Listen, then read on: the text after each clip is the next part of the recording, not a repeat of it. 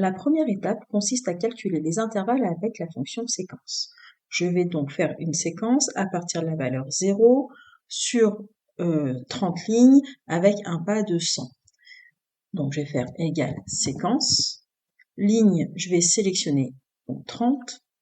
Point virgule, je vais mettre 1 parce qu'il faut une colonne pour avoir la fonction séquence, à minima, sinon vous allez avoir une erreur. Point virgule, ma valeur de départ c'est 0, point virgule, et mon pas c'est 100. Et je ferme ma parenthèse. Je fais entrer. Automatiquement ici, j'ai donc toutes mes valeurs qui ont été générées, donc de 0 à 2900. Et donc comme je veux, par rapport à la calcul de la colonne totale, en fait c'est de 0 € à 2900 €. Si je change ici ma valeur de départ et que je mets par exemple 50 et que je mets un pas de 60, eh bien je vais avoir donc de 50 € à 1790 €. Ouais. Donc vous avez ici avec la fonction séquence la possibilité de générer déjà vos intervalles.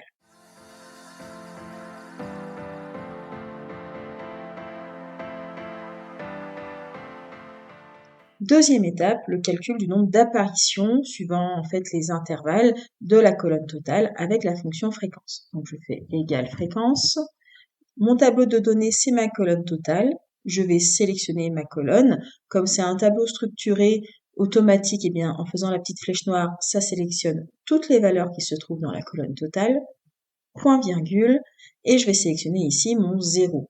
Je veux que ça se fasse par rapport à toute la plage d'intervalles que j'ai générée avec la fonction séquence, qui, pour rappel, est une fonction de propagation. Donc pour cela, pour faire appel à une plage de cellules propagées, je mets un dièse derrière ma référence de cellules, et vous voyez, ça va tout sélectionner. Je ferme ma parenthèse, je fais entrer, et j'ai donc bien là le nombre de fréquences, le nombre de fois qu'apparaissent un montant dans les différents intervalles. Si je change ici ma valeur de départ et que je mets par exemple 50 avec un pas de, par exemple, 300, c'est-à-dire qu'en fait, voilà, 50, 350, etc. Vous voyez qu'en fait, mes fréquences changent complètement, que j'ai donc 268 lignes qui apparaissent du montant total, qui apparaissent entre 51 et 350. Si je reviens ici à 0 et que je mets ici 100, eh bien, en fait, ça va forcément se répartir puisque j'ai resserré, en fait, mon pas d'intervalle.